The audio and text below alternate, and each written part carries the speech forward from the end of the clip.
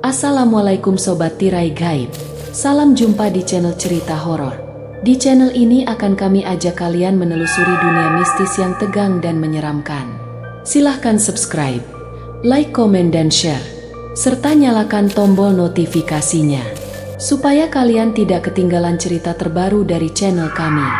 Yang sudah subscribe, semoga diberikan umur panjang, kesehatan, dan berlimpah rezeki serta selamat dunia akhirat. Desa Cempaka terhampar indah di kaki bukit yang dihiasi pepohonan hijau, dengan udara sejuk yang selalu membawa kedamaian. Pagi hari di desa ini seakan dipenuhi dengan keheningan yang hanya terpecah oleh riuhnya suara ayam berkokok dan langkah kaki para petani yang siap menyambut hari. Hamparan sawah yang luas, berkilauan di bawah sinar mentari pagi, seolah menjadi saksi bisu dari kerja keras warganya. Desa yang tak terlalu besar ini memiliki pemandangan alam yang begitu memesona, dengan aliran sungai kecil yang jernih membelah desa, dan pohon-pohon rindang yang menjadi peneduh jalan-jalan setapak. Namun, lebih dari itu, yang membuat desa Cempaka benar-benar istimewa adalah budaya dan kehidupan masyarakatnya yang sangat harmonis. Di sini, gotong royong adalah napas kehidupan, di mana setiap warga, tanpa memandang latar belakang, saling bahu-membahu dalam setiap kegiatan, baik itu saat panen, membangun rumah, ataupun sekadar membantu sesama yang membutuhkan. Masyarakat desa Cempaka juga dikenal sangat agamis, dengan kehidupan spiritual yang kental. Setiap pagi, lantunan doa terdengar dari masjid yang menjadi pusat kegiatan warga, mengingatkan bahwa kehidupan ini lebih dari sekadar duniawi. Kesederhanaan, kedamaian, dan kebersamaan adalah cerminan dari nilai-nilai yang sudah turun-temurun dipegang oleh warga desa Cempaka. Mereka tahu betul bahwa kekuatan sebuah desa bukan hanya pada tanah dan air yang menyuburkan, tapi pada kebersamaan dan cinta kasih antar sesama yang tak lekang oleh waktu. Dalam suasana yang penuh kedamaian dan kearifan lokal ini, setiap sudut desa seakan bercerita tentang kehidupan yang penuh rasa syukur dan saling pengertian. Malam itu angin berembus pelan menyapu jalanan sempit di desa Cempaka. Langit tertutup awan menyisakan bulan pucat yang menggantung di balik kabut tipis. Suasana desa seperti biasa, tenang, sunyi, dan hanya sesekali terdengar suara jangkrik yang bersahut-sahutan dari balik semak di pinggiran sawah. Hendra, seorang pemuda lajang berusia akhir 20-an, sedang duduk di teras rumahnya sambil menyesap kopi hitam yang mulai dingin. Di tangannya sebatang rokok menyala pelan. Rumahnya berada di pinggir desa tidak jauh dari perbatasan menuju hutan bambu yang menjadi batas alami antara Cempaka dan desa tetangga Kalimantan. Hendra tinggal bersama ibunya, Bu Maya, sejak ayahnya meninggal 3 tahun lalu. Sehari-hari Hendra bekerja sebagai penjaga toko sembako milik pamannya yang berada di tengah desa. Hidupnya sederhana, tak banyak berubah dari hari ke hari. Namun malam itu sesuatu yang tak biasa terjadi. Dari kejauhan terdengar suara khas yang sudah lama tak mampir ke desa mereka. Tek-tek bakso. Hendra menoleh. Suara itu terdengar samar seperti datang dari kejauhan, namun cukup jelas untuk membangkitkan kenangan masa kecilnya. Itu suara kentongan penjual bakso. Irama kayu dipukul pelan lalu disusul dengan seruan yang panjang dan berat mengalun pelan seperti nyanyian malam. Dia berdiri menajamkan pendengaran. Suara itu semakin dekat. Tek-tek-tek bakso. Seketika aroma gurih kuah kaldu seperti ikut terbawa angin membuat perut Hendra yang belum sempat makan malam jadi bergejolak. Ia tersenyum kecil. Sudah lama sekali tak ada penjual bakso yang keliling malam hari. Biasanya orang-orang desa hanya bisa beli bakso saat pasar pagi atau harus ke desa sebelah. Hendra segera mengambil dompet dari dalam rumah. "Mak, ada penjual bakso. Aku mau beli ya," teriaknya ke dalam. Suara Bu Maya dari dalam terdengar pelan. "Jangan jauh-jauh di udah malam." "Iya, Mak, di depan aja," jawab Hendra cepat sebelum berlari kecil keluar pagar. Dari kejauhan sosok si penjual bakso sudah kelihatan. Lelaki parubaya mengenakan topi caping lusuh dan jaket tebal mendorong gerobak kayu yang sudah tampak tua. Gerobaknya sederhana dengan lampu minyak yang menggantung di tiang kecil dan menerangi panci besar serta etalase kaca kecil berisi bakso dan mie kuning. Wajah penjual itu tampak teduh, namun seperti diselimuti kesedihan. Matanya sayu, bibirnya jarang tersenyum. Meski begitu, ada sesuatu dari sosoknya yang terasa akrab, Tapi Hendra tak bisa langsung mengingat apa. "Baksonya, Pak, 1 campur, ya," ujar Hendra sambil berdiri di dekat gerobak. Lelaki itu hanya mengangguk pelan, tak banyak bicara, tangannya cekatan meracik. 1 sendok bakso, sejumput mie kuning, sepotong tahu goreng, lalu disiram kuah panas yang mengepul harum. Hendra mengambil semangkuk bakso itu lalu menyerahkan uang Rp12.000. Penjual itu menerima tanpa berkata apa-apa. Hanya mengangguk lagi dan tersenyum kecil. Tapi bukan senyum bahagia. Senyuman itu seperti menyimpan sesuatu yang tak selesai. Sambil menyeruput baksonya di bawah lampu jalan yang remang, Hendra sempat bertanya, "Bapak sering jualan ke sini ya? Kok baru lihat?" Penjual itu tidak langsung menjawab. Matanya menatap jalan kosong di ujung desa seolah mencari sesuatu. Akhirnya ia berkata, pelan, nyaris berbisik dulu sering. Lalu ia kembali mendorong gerobaknya perlahan dan suara kentongan kayu kembali terdengar. Tek-tek. Hendra hanya memandangi kepergiannya sambil melanjutkan makan. Entah kenapa malam itu terasa sedikit dingin dari biasanya. Keesokan paginya di warung kopi depan gang desa, Hendra duduk bersama temannya Rian membicarakan penjual bakso semalam. "Kamu nggak dengar ada tukang bakso lewat, Yan? Jam 10-an gitu." Rian mengerutkan dahi. "Serius? Bakso malam-malam nggak ada suara apa-apa? Di, aku kan rumahnya cuma selisih 2 gang dari rumahmu." "Iya, bener aku beli. Orangnya tua, gerobaknya klasik banget. Tapi enak loh baksonya, kuahnya gurih banget, berasa kaldu sapi asli." Rian makin bingung. "Aku sih nggak dengar apa-apa. Mungkin dari desa sebelah kali ya." Mereka lanjut ngobrol biasa. Tapi Hendra masih merasa aneh. Biasanya kalau ada penjual keliling masuk desa, pasti anak-anak kecil ramai keluar. Tapi semalam cuma dia sendiri yang keluar. Tak ada suara riuh, tak ada yang manggil. Malam berikutnya, Hendra diam-diam berharap penjual bakso itu lewat lagi. Ia duduk di teras, menunggu sambil membawa mangkuk kosong, berharap bisa beli lagi. Dan benar saja, sekitar jam 10 lebih sedikit, suara itu kembali. Tek-tek bakso. Penjual itu muncul dari arah yang sama. Sama persis. Langkah yang pelan. Sorot mata sendu dan gerobak kayu dengan lampu minyak yang redup. "Pak, saya beli 1 lagi ya. Sama kayak kemarin." Penjual itu hanya mengangguk, meracik seperti biasa. Kali ini Hendra mengamati lebih jelas wajahnya.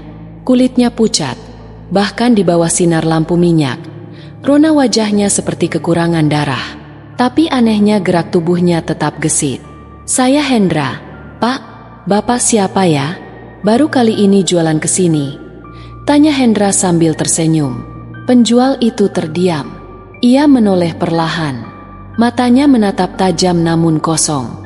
"Orang-orang dulu manggil saya Pak Kuncoro." Nama itu menggetarkan ingatan Hendra. Ia pernah dengar nama itu. Tapi di mana? "Saya kayak pernah dengar nama itu," gumami. Pak Kuncoro tidak menjawab. Ia hanya tersenyum samar lalu kembali mendorong gerobaknya meninggalkan Hendra dalam diam yang aneh. Keesokan harinya, Hendra mencari informasi ke orang-orang tua di desa. Ia bertanya ke Pak Sugi, ketua desa yang sering nongkrong di pos ronda. "Pak, dulu ada penjual bakso keliling namanya Pak Kuncoro nggak?" tanya Hendra. Pak Sugi terdiam sesaat menatap langit sambil menghisap rokoknya dalam-dalam. Lalu ia menoleh, suaranya berat. "Kuncoro. Kuncoro itu penjual bakso dulu orang Kalimantan. Jualan malam-malam juga tapi itu dulu." Terus sekarang Pak Sugi memandang Hendra, mata tuanya menyipit. "Kuncoro udah meninggal di 5 tahun lalu ketabrak truk waktu pulang jualan malam-malam dari desa sini." Darah Hendra seakan mengalir dingin. 5 tahun lalu, Pak Sugi mengangguk pelan. "Iya, waktu itu hujan deras. Katanya dia nekat pulang lewat jalan tikus dekat hutan bambu. Orang-orang nemu gerobaknya ringsek. Tapi anehnya tubuh Kuncoro gak pernah ditemukan. Hilang begitu aja." Hendra terdiam. Mangkuk bakso di rumahnya masih ada, bahkan belum dicuci. Dan setiap malam sejak itu, suara kentongan kayu terus terdengar. Sejak malam itu, Suasana hati Hendra tak pernah benar-benar tenang. Pikirannya terus terbayang-bayang pada sosok penjual bakso yang ia temui 2 malam berturut-turut. Pak Kuncoro, wajahnya, suaranya, bahkan aroma kaldu baksonya begitu jelas dalam ingatan. Namun satu hal yang membuat dadanya dingin setiap kali mengingatnya adalah kenyataan bahwa pria itu seharusnya sudah meninggal. Pagi harinya, Hendra memutuskan untuk mencari mangkuk bakso yang ia gunakan malam sebelumnya. Mangkuk itu ia taruh di teras, lupa dicuci. Tapi saat ia keluar, benda itu sudah tidak ada. Ia sempat berpikir mungkin ibunya sudah mengambil dan mencucinya. Namun saat ditanya, Bu Maya malah bingung. Mangkuk yang mana yang biasa kamu pakai minum kopi? Bukan, Mak, yang buat makan bakso semalam. Bu Maya mengerutkan kening. Kamu makan bakso lagi semalam? Siapa yang jualan? Hendra tak langsung menjawab. Ia hanya diam berdiri di ambang pintu sambil memandangi halaman kosong di depan rumah. Seperti ada sesuatu yang mengintai dari jauh tapi tak terlihat. Hari berikutnya, Hendra menemui Rian lagi. Mereka duduk di tangga mushola kecil di dekat sawah tempat biasa nongkrong sore-sore. Yan, aku kayaknya tahu siapa penjual bakso itu. Namanya Pak Kuncoro, tapi dia katanya udah meninggal. Rian tertawa kecil mengira Hendra bercanda. Jangan halulah di kamu kebanyakan nonton film horor di YouTube kayaknya. Serius, Yan, aku udah tanya ke Pak Sugi. Namanya sama persis. Orangnya juga mirip banget sama yang aku temui. Dan yang lebih aneh lagi mangkuk bekas baksonya hilang. Padahal aku taruh di depan rumah. Rian mendadak terdiam. Wajahnya mulai berubah. Ia mengenal Hendra sebagai orang yang tidak suka ngada-ada. Kamu yakin itu bukan orang lain yang mirip? Rian pelan. Hendra menggeleng. Enggak mungkin. Gerobaknya, bajunya, semuanya terlalu persis. Dan 2 malam berturut-turut dia lewat jam yang sama dari arah yang sama kayak mengulang sesuatu. Mereka terdiam lama hanya ditemani suara gemerisik angin di antara padi yang menguning. Malamnya, Hendra menunggu lagi di teras. Kali ini ia membawa ponsel. Ia berniat merekam penjual bakso itu. Kalau benar-benar lewat lagi, ia ingin bukti agar tidak dikira mengada-ada. Jam menunjukkan pukul 10 lewat sedikit. Dan seperti malam sebelumnya, suara itu muncul lagi. Tek-tek bakso. Hendra berdiri cepat. Ia menyalakan kamera ponselnya dan mengintip dari balik pagar. Benar, sosok itu muncul dari jalan kecil di dekat pohon kelapa tua. Sama seperti 2 malam sebelumnya. Tapi ketika Hendra mulai merekam, layar ponselnya gelap, tak ada gambar. Padahal lampu minyak di gerobak menyala jelas. Tapi di layar hanya kegelapan pekat. Bahkan suara pun tak terekam. Hendra mencoba beberapa kali mengganti aplikasi bahkan mencoba fitur flashlight. Namun tak ada yang bekerja. Sosok Pak Kuncoro semakin dekat. Wajahnya masih sama, teduh namun murung. Dan kali ini tanpa Hendra menyapa lebih dulu, ia berhenti di depan pagar rumah Hendra. Mereka bertatapan lama. Masih suka? Tanya Pak Kuncoro pelan. Hendra menelan ludah. Iya, Pak, enak. Tapi Pak Kuncoro mengangkat tangan memberi isyarat cukup. Lalu ia menoleh ke arah jalan yang gelap dan berkata, Lirih, dulu saya lewat sini waktu terakhir kali jualan, tapi saya gak pernah sampai rumah. Lalu ia mendorong gerobaknya lagi menghilang ke arah tikungan. Suara kentongan memudar dalam gelap. Besok paginya, Hendra merasa ada yang harus ia lakukan. Ia ingin tahu lebih dalam soal Pak Kuncoro. Ia memutuskan untuk pergi ke desa Kalimantan, desa tempat almarhum berasal. Ia naik motor melewati jalan setapak yang memotong hutan bambu. Jalan itu memang dikenal sepi dan agak angker. Tapi siang hari suasananya hanya terasa teduh dan sejuk. Rimbun bambu di kanan kiri jalan menari pelan tertiup angin. Meski begitu, bulu kuduk Hendra tetap meremang saat melewati area yang disebut warga sebagai tikungan gelap. Lokasi yang katanya menjadi tempat kecelakaan Pak Kuncoro. Sesampainya di Kalimantan, Hendra bertanya-tanya pada beberapa warga. Akhirnya ia diarahkan ke rumah tua di ujung gang milik seorang perempuan setengah baya bernama Bu Sari, istri almarhum Pak Kuncoro. Bu Sari menerimanya dengan ramah meski sedikit heran. Kuncoro ya? Dia memang dulu jualan bakso keliling malam. Waktu itu dia nekat pulang hujan-hujanan. Sampai sekarang jasadnya gak pernah ditemukan, kata Bu Sari dengan suara berat. Hendra mengangguk pelan. Ia ingin menceritakan semuanya, tapi ragu. Namun saat Bu Sari melihat wajahnya yang bimbang, ia bertanya lebih dulu, "Kamu pernah lihat dia?" Hendra terkejut. Maksudnya? Sudah beberapa orang bilang begitu. Katanya mereka lihat laki-laki tua jualan bakso malam-malam, tapi tak ada suara jejak langkah, tak ada sisa dagangan.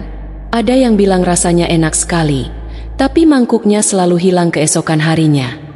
Bu Sari lalu menatap foto suaminya yang tergantung di dinding ruang tamu. Mungkin dia masih ingin pulang. Mungkin dia belum tahu kalau dia sudah nggak ada. Suasana mendadak hening. Saat hendak pamit, Hendra memberanikan diri bertanya, "Bu, boleh saya lihat gerobaknya dulu?" Bu Sari menunduk. "Gerobaknya nggak pernah ditemukan, Nak." Hendra terdiam. Di jalan pulang saat melewati tikungan gelap, motornya tiba-tiba mogok. Mesin mati mendadak. Tak ada sinyal ponsel. Dan dari arah jalan di belakang pelan-pelan terdengar suara familiar. Tek-tek. Hendra menoleh. Tapi jalan itu kosong. Tak ada siapapun. Angin mendadak dingin seperti malam. Mesin motor Hendra tak kunjung menyala. Ia mencoba menstarter berulang kali. Namun suara mesin hanya menyentak pelan lalu mati kembali. Sinar mentari sudah mulai condong ke barat membuat suasana di tikungan gelap menjadi semakin muram. Bayang-bayang pohon bambu memanjang di aspal seperti tangan-tangan kurus yang menggapai. Tek-tek bakso. Suara itu kembali terdengar. Tapi kini lebih jelas. Lebih dekat. Hendra menoleh perlahan ke belakang. Jantungnya berdegup kencang. Jalan setapak yang menghubungkan tikungan gelap ke arah Kalimantan tampak kosong. Tapi suara itu terus mendekat. Ia mundur beberapa langkah meninggalkan motornya yang masih terparkir di sisi jalan. Udara terasa jauh lebih dingin daripada seharusnya. Lalu tanpa suara langkah, sebuah gerobak perlahan muncul dari balik tikungan. Lampu minyak menyala lemah, goyah seperti ingin padam. Di balik gerobak itu, Pak Kuncoro berdiri masih dengan baju lusuh, topi tua, dan tatapan tenangnya yang sama. Pak Kuncoro menghentikan gerobaknya tepat di sisi jalan bersebelahan dengan motor Hendra. "Mogok ya?" Suaranya datar, nyaris tak berintonasi. Hendra hanya mengangguk, lidahnya kaku. Pandangannya tertuju pada kaki Pak Kuncoro. Kali ini ia sadar betul, tidak ada jejak kaki. Tanah basah di bawahnya tetap bersih, tak meninggalkan bekas sedikit pun. Pak Kuncoro menoleh ke arah hutan di seberang jalan. "Dulu saya sering lewat sini. Waktu hujan deras itu saya jatuh di sini."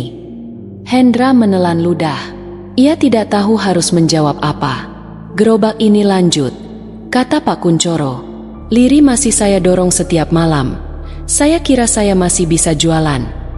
Lalu ia menoleh pada Hendra, tersenyum tipis.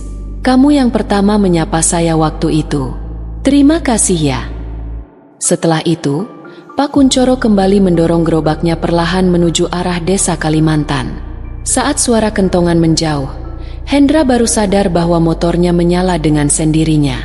Mesin berdengung pelan seperti tak pernah mati. Ia langsung melompat naik dan melaju cepat tanpa menoleh ke belakang. Keesokan harinya, Hendra tak bisa menyimpan cerita ini sendirian lagi. Ia menemui Rian dan menceritakan semuanya, termasuk kejadian di tikungan gelap. Awalnya Rian masih skeptis, tapi saat Hendra menunjukkan rekaman suara kentongan yang ia rekam tanpa visual apapun di video, wajahnya mulai berubah. "Maksudmu, dia memang gentayangan?" tanya Rian lirih. "Aku nggak tahu, tapi Bu Sari bilang beberapa orang juga pernah melihat dia. Rasanya dia masih ulangi rutinitas terakhirnya." Mereka sepakat kejadian ini tidak bisa dibiarkan jadi bisik-bisik belaka. Maka sore itu mereka berdua menemui Pak Sugi, kepala dusun yang dikenal bijak, namun sedikit tertutup soal hal-hal gaib. Pak Sugi mendengarkan cerita mereka dengan tenang. Sesekali ia mengangguk, sesekali memejamkan mata seperti sedang menyusun potongan-potongan lama di kepalanya. Aku sudah dengar beberapa kabar semacam ini dari warga, tapi mereka selalu anggap itu mimpi atau halusinasi. Tapi kalian berdua dan cerita ini terlalu rinci untuk diabaikan. Pak Sugi lalu berdiri dan menatap keluar jendela. Kalian tahu waktu itu setelah Pak Kunchoro hilang, kami sempat mencari sampai ke tikungan gelap. Tapi tak ada jejak, tak ada petunjuk. Bahkan gerobaknya pun hilang. Seolah dia ditelan hutan. Ia menghela napas. Mungkin dia belum bisa pulang karena masih merasa pekerjaannya belum selesai. Mungkin dia masih merasa harus berjualan demi istrinya. Malam itu, Pak Sugi mengundang beberapa ketua desa dan tokoh masyarakat ke balai dusun. Mereka berdiskusi dengan suasana tegang namun penuh rasa penasaran. Dan saat cerita tentang kemunculan Pak Kunchoro dibagikan, beberapa warga mulai angkat suara. Aku juga pernah dengar suara gerobak malam-malam, tapi kukira cuma lewat di jalan depan rumah. Anakku pernah bilang beli bakso dari bapak tua, tapi pas cari mangkuknya hilang. Perlahan, kisah ini menjadi semacam kesadaran kolektif. Pak Kunchoro memang masih ada entah dalam wujud apa. Beberapa malam kemudian, Pak Sugi membuat pengumuman kecil. Warga diminta untuk menyalakan pelita atau lilin kecil di depan rumah setiap malam selama 7 hari. Tujuannya bukan ritual aneh, tapi bentuk penghormatan.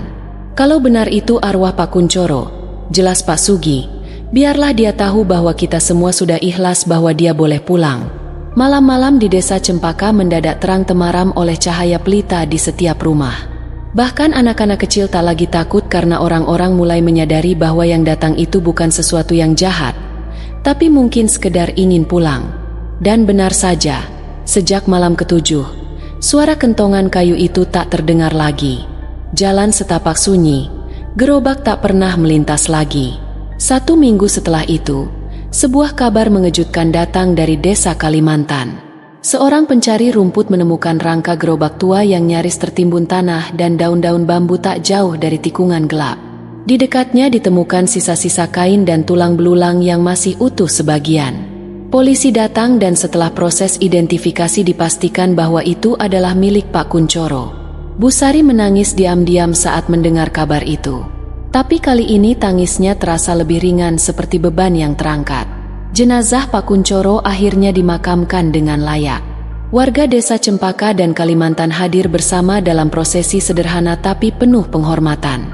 Dan sejak itu tak pernah terdengar lagi suara tek-tek-tek-tek bakso. Setelah pemakaman Pak Kunchoro, suasana di desa Cempaka terasa berbeda. Bukan sunyi yang menakutkan, tapi seperti ada lembaran yang ditutup dengan tenang. Warga tak lagi membicarakan gerobak bakso atau suara kentongan kayu di malam hari dengan ketakutan. Sebaliknya mereka mengenangnya seperti memori masa kecil. Sesuatu yang pernah hangat meski kini tinggal bayangan. Bu Sari kini tinggal seorang diri di rumah kecilnya. Sejak kabar tentang jenazah Pak Kunchoro ditemukan, banyak warga datang menghiburnya. Namun perempuan itu tetap pendiam. Lebih banyak menghabiskan waktu duduk di bangku kayu di teras, menatap jalan kecil yang dulu sering dilewati suaminya. Suatu sore, Hendra dan Rian memutuskan kembali mengunjunginya. "Kami cuma mau nengok, Bu," kata Rian meletakkan kantong plastik berisi roti dan teh kotak. Bu Sari tersenyum kecil. "Terima kasih, Nak." Sejenak mereka duduk bertiga dalam keheningan. Angin berhembus lembut dari arah sawah membawa aroma tanah basah dan bunga kenanga yang ditanam di halaman depan. "Pak Kunchoro, beliau orang yang gak bisa diam," kata Bu Sari lirih. "Setelah anak kami meninggal dulu karena sakit, dia kayak kehilangan arah. Tapi terus jualan malam-malam biar pikiran gak kosong," katanya. Rian dan Hendra saling melirik. Mereka baru tahu ternyata ada lapisan luka yang lebih dalam di balik ketekunan Pak Kunchoro. Bukan hanya soal ekonomi, tapi juga soal kehilangan. "Mungkin itu yang bikin arwah beliau nggak tenang ya, Bu?" tanya Hendra pelan. Bu Sari mengangguk pelan. "Mungkin, tapi sekarang saya sudah ikhlas. Saya cuma berharap beliau benar-benar tenang di sana." Beberapa minggu setelah itu, warga mulai membagikan kisah-kisah mereka sendiri.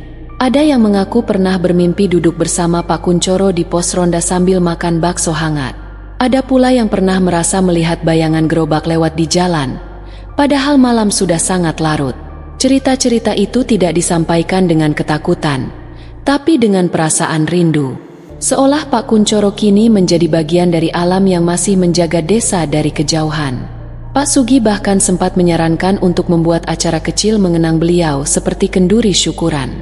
Usulan itu disambut hangat oleh warga. Hari itu pun tiba. Di balai dusun yang sederhana, warga berkumpul. Ada tumpeng, nasi uduk, dan tentu saja bakso buatan Bu Sari. Ia memasak dengan resep yang dulu sering digunakan suaminya dan banyak warga tersenyum haru saat mencicipinya.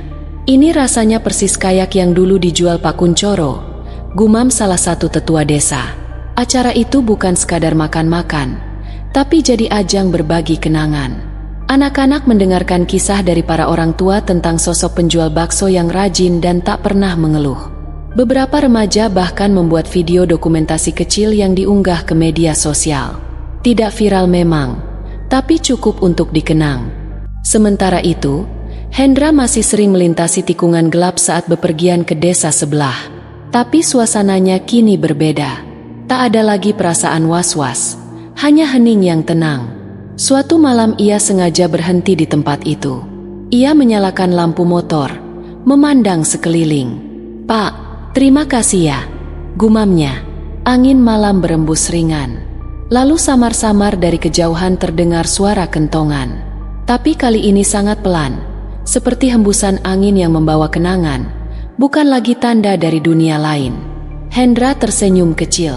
Ia tahu suara itu bukan untuk ditakuti lagi. Waktu berlalu. Kehidupan kembali berjalan normal di desa Cempaka. Namun kenangan tentang Pak Kunchoro tak benar-benar hilang. Ia menjadi semacam cerita warisan yang akan diceritakan dari satu generasi ke generasi lain. 1 tahun setelah kejadian itu, Hendra, Rian, dan beberapa warga memutuskan membuat tugu kecil di dekat tikungan gelap. Tidak besar, hanya batu alam dengan ukiran sederhana. "Untuk Pak Kunchoro, penjual bakso yang setia, terima kasih atas kehangatanmu." Tugu itu kini menjadi tempat singgah kecil. Orang-orang kadang duduk di sana saat sore menikmati semilir angin sambil mengenang masa lalu. Dan sesekali, jika malam terlalu sepi, beberapa orang mengaku mendengar suara kentongan itu kembali. Tapi tak ada yang takut lagi, karena kini semua sudah tahu. Pak Kunchoro bukan ingin menakuti. Ia hanya belum siap pulang dan kini ia sudah pulang dengan tenang. Dalam kehidupan yang penuh dengan kebersamaan dan gotong royong, Islam mengajarkan kita untuk senantiasa menjaga tali persaudaraan dan saling membantu. Allah Subhanahu wa Ta'ala berfirman dalam Al-Quran, "Dan tolong menolonglah kamu dalam kebaikan dan takwa, dan janganlah tolong menolong dalam dosa dan permusuhan." Quran Surat Al-Ma'idah ayat 2. Di desa Cempaka, semangat gotong royong yang menjadi nilai utama dalam kehidupan sehari-hari menunjukkan bahwa ukhuwah Islamiyah atau persaudaraan dalam Islam tidak hanya sekadar kata, tetapi diwujudkan dalam bentuk tindakan nyata. Melalui tolong-menolong, kita tidak hanya mempererat hubungan sosial, tetapi juga mendapatkan berkah dari Allah Subhanahu wa Ta'ala. Setiap kebaikan yang dilakukan, sekecil apapun itu, akan dibalas dengan balasan yang lebih baik di dunia dan akhirat. Selain itu, kehidupan yang agamis di desa Cempaka mengingatkan kita akan pentingnya mendekatkan diri kepada Allah Subhanahu wa Ta'ala. Dalam Islam, kebersihan hati dan amal perbuatan yang ikhlas adalah kunci menuju kebahagiaan yang hakiki. Rasulullah Shallallahu alaihi wasallam bersabda, "Sesungguhnya amal itu tergantung pada niatnya, dan setiap orang akan mendapatkan sesuai dengan apa yang ia niatkan." Hadis riwayat Bukhari dan Muslim. Di desa ini, dengan kehidupan yang sederhana namun penuh makna, kita belajar untuk ikhlas dalam setiap tindakan, berusaha menjadi pribadi yang lebih baik, dan senantiasa mengingat Allah dalam setiap langkah hidup. Dengan menjadikan agama sebagai landasan utama, insya Allah, kehidupan yang penuh berkah akan tercipta, baik di dunia maupun di akhirat. Terima kasih Sobat Tirai Gaib. Jangan lupa subscribe, like, komen dan share, serta nyalakan tombol notifikasinya, supaya kalian tidak ketinggalan cerita terbaru dari channel kami. Yang sudah subscribe semoga diberikan umur panjang, kesehatan, dan berlimpah rezeki, serta selamat dunia akhirat.